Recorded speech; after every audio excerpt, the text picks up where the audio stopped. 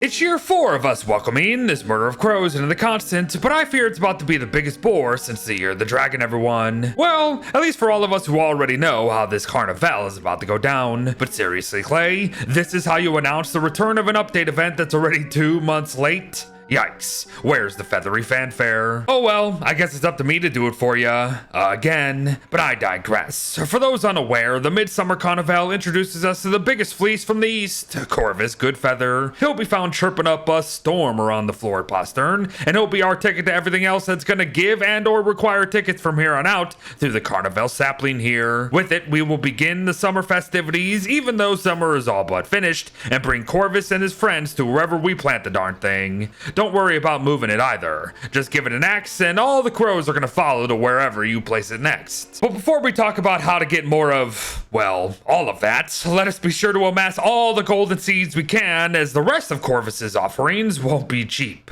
Most of what you see here are optional little carnival games that I'll leave brief descriptions of here soon. However, the prize booth with its 18 additional items and the tokens costing seeds and golds respectively are what most returning players are gonna need at the very least, so get to it. That said, I still get comments or questions regarding the quote-unquote Big Bird Dude every month, so let's clear that up for folks who have no idea how this event works. And we'll begin with one of Corvus's first games, called Eggs in a Basket. Once you feed it a token, you best put your memory cap on, as you will have to race to remember where the starred eggs are popping up from. Do better, and you will have to select more starred eggs per round, but also gain bigger rewards for doing so. Plus, if you have spectators, even they are going to spit out tickets for you each round. It's pretty fun, and it's just cute nonsense, really. And while that last sentence is indeed the general gist of Midsummer Cawnival as a whole, we still got 5 games to choose from,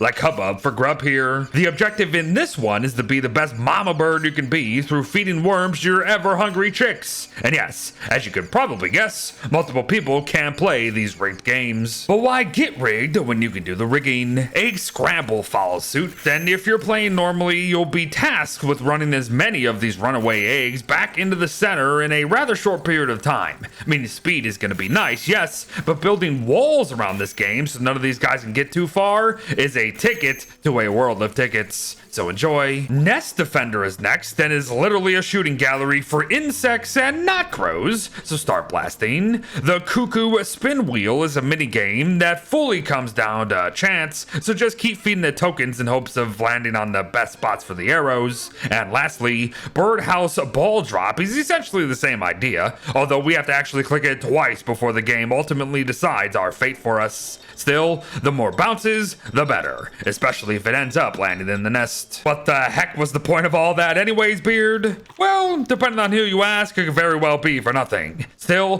the prize booth does offer some surprises. Perhaps not so much the basic corn or its corny slush here, but I wouldn't discount the latter as much myself. Some temperature control and 5 sanity per slurp ain't nothing. And you know, I really don't think enough players give enough credit to the seed clusters either. 12 tickets for 4 guaranteed corn crops no matter the season? I mean, if you're farming and need reliable meals for the team during summer or something, then why not play a few 30-second games for easy food? But some of the sneakiest finds, you ask? The scarves and the cloaks. Yeah, sure, they take up an inventory slot that most are going to use for meta items, but if you want to change things up and or don't have enough umbrellas to go around or something, then a potential 240 insulation for 5 days is not something to just straight up ignore. Now, are the cloaks worth as many tickets as they are here? No, but that's just how Connies make their dues, my friends. So to wrap up the day, comes all the extra tidbits regarding said Connies. The prize booth will offer about a bajillion decorations that we can place anywhere we please, but if we do so in range of one of our trees, we can not only level them up, but call down more crow kids to boot. Plus, a fun little fact is that both crow kids and cat/kitcoons can interact with these decorations all the same as as us. The same will go for the quote-unquote rides like the mini Ferris wheels, swing carousels, the tower drops, and the mini pendulum rides. But not everything is purely decorative, mind. The 6 variants of the Midsummer night lights are literally infinite light sources, just as long as they remain turned on, of course, so take advantage there. And yes, the Crow Kids will turn them on as well, even if they do prefer telling stories near a campfire and will even fuel campfires themselves come nightfall. Oh,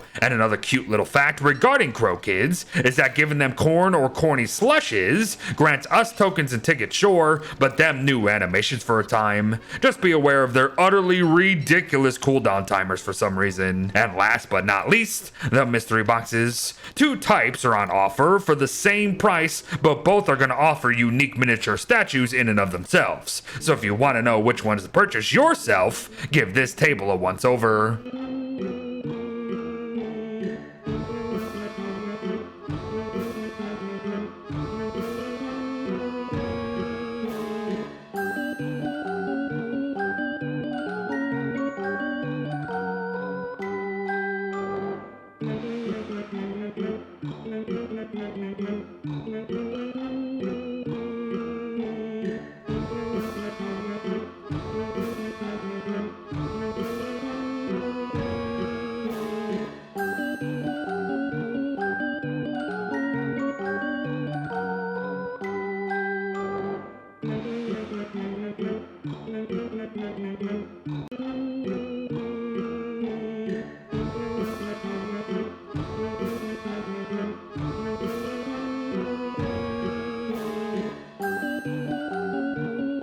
And there you have it, everyone. Don't Starve Together's Midsummer Cawnival update events for 2024 here, complete with a slight nod to it right there on the Winona/Word Spotlight menu. Nope, there's nothing new. Again, even if Clay did state clearly years ago that they would be adding to this event yearly to make it worth it. But oh well, it's someone's first Midsummer Cawnival, and that's all that matters. Thanks for watching, folks. Well wishes to all. Go fleece the fleecers, and I'll see you in the next one. Bye-bye.